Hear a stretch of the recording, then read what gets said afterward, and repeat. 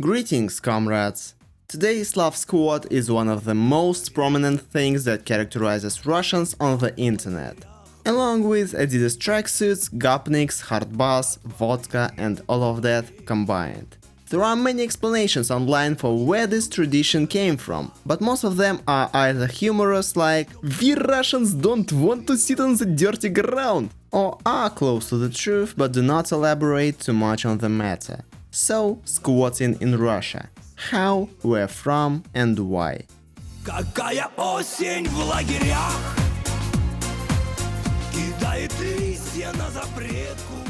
First of all, let's be serious. Squatting Slav is more of a meme than a truth. Yes, sometimes you can see young people in Adidas suits squatting on the streets of Russian cities, but next to them you'll see hundreds of other people sitting well, normally.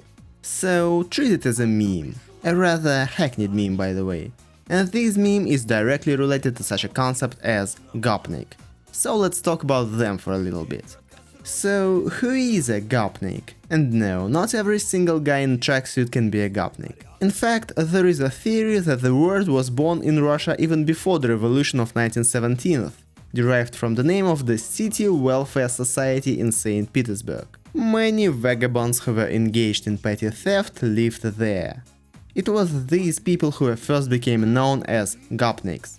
There is also the old slang word gop-stop, which is basically street robbery. And it is this activity that separates the real canonical gopniks from simple fans of tracksuits and sunflower seeds. In fact, the robbery can be done even without violence. And this is actually the highest skill of gopniks. The ability to use the fears and insecurities of their target, which they would call loch, to force him to voluntarily give up money or valuable items and remain convinced that this is the best way out for him. This phenomenon existed both in the USSR and in modern Russia, and only in recent years this began to die out somewhat.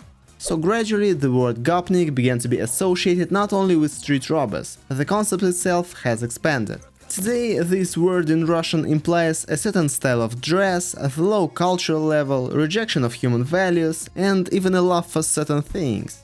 In fact, the main distinguishing features of the gopnik in modern Russia are the fact that he recognizes the right of the strong, is characterized by increased intolerance to everything and aggression towards everyone around him. And he doesn't even have to break the law to be called a gopnik nowadays. Can gopniks be considered a subculture like emo or hippies? Partly. Of course, they don't have a clear value system, ideas and philosophy. They don't protest against anything in particular and don't want to achieve anything. Hell, their main desire is to drink some beer and break someone's face. But they do have a fairly clear identity which is already firmly established in folklore. It should be noted that the USSR gopniks, the gopniks of the 90s and the gopniks of today are completely different people, primarily in terms of their numbers and danger. The Soviet gopniks were a relatively small number of street robbers, while the gopniks of the 90s were really dangerous guys, often low-ranking members of organized crime gangs. Don't forget that living according to criminal traditions was considered the absolute norm among young people back then. Today's gopniks are an almost extinct species, resembling the canonical gopniks only by their lack of education and aggressiveness. So why am I telling you all this? What squatting and gopniks in all of their manifestations have in common? Well, it's all quite simple. Both the gopniks of the USSR and the more so the gopniks of Russia have always lived or pretended to by some unwritten code of rules, by the prison laws. There was a special thieves' code that existed, and in some places it still exists, as a way of transposing the values and rules of the life in prison to the life on the outside. Accordingly, not only the rules were carried over to the free world, but also many of the habits that prisoners had developed over the years in prison. And even those who had never been in prison themselves, but wanted to live according to thieves' principles, tried to adopt these habits of their senior comrades. I think you have already guessed where I'm going. One of the most common versions of the origins of Slav squatting is precisely the prison one. For example, in Soviet Russia it was easy to tell if a person ever was in prison. Such a man could easily squat for hours.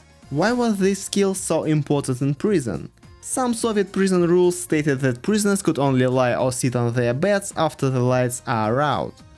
During the day, prisoners had to stand up or sit on the floor. This harsh rule comes from pre-revolutionary times, for example from St. Petersburg's famous Kristy prison, where a prisoner's bed had to be raised at the beginning of the day and lowered only at night, to keep prisoners awake throughout the day. By the way, nowadays such strict rules are applied only in high-security prisons for lifelong prisoners. The stone floors were unbearably cold, and sitting on the floor was considered indecent and humiliating among Russian prisoners. Personal hygiene in prisons has always been a very important thing. So the only solution was to squat. In fact, this was the only way for most prisoners to sit. There were also no benches in the courtyards, where they had about half an hour of free time each day. This habit was used by the prison guards as well. They often forced prisoners to squat, for example when transferring them from one body to another, because A. it is easier to count heads when people were sitting like that, and B. it is difficult to rise quickly and attack the guards from the squatting position. Therefore, prisoners were squatting during various inspections, examinations, walks, and even just in their cells, all the time.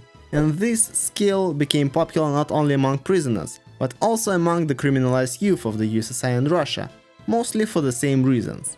The places where young gopniks could gather and fight, smoke and drink usually had no benches, such famous places as behind garages, near heating pipes and so on. Therefore, the hooligans had to learn to squat. That's how the squatting gopniks were born. They learned from their prison teachers, plus it was really convenient. However, this is not the only possible explanation of such a tradition. There are at least 3 other versions: army version, miners version, and Asian version. The army version is somewhat similar to the prison version. For young guys in the army, squatting between difficult assignments was almost the only way to take a break. And if you consider that in the USSR the army was compulsory for all men and that you had to serve for 2 years, it was hard to give up this habit when you were released. It was the same with the miners. In the coal-rich mines, the mine faces are usually very narrow, so squatting is virtually the only way for the miners to spend time in the mine. And this habit carried over to the off hours as well. So in regions where the proportion of the population working in the mines was high, such as Donbass, this influence cannot be ruled out. There is also a version of Asian influence. For example, if you have ever been to Southeast Asia, you may have noticed that this pose is extremely popular there, much more so than in Russia actually. Russia has always had strong ties with Asia, so perhaps the Russians learned this pose from the Asians too. And in general, doctors say that squatting is good for your health. This position requires the muscles to maintain a light level of tension, which helps your body to remain toned. Squatting stretches and massages the glutes, hamstrings and calves, and helps to maintain mobility of the hip joints. So if you spend your day sitting in the office, get up, take a couple of short walks, put on your tracksuit, and do some Slav squatting. It's for your own good.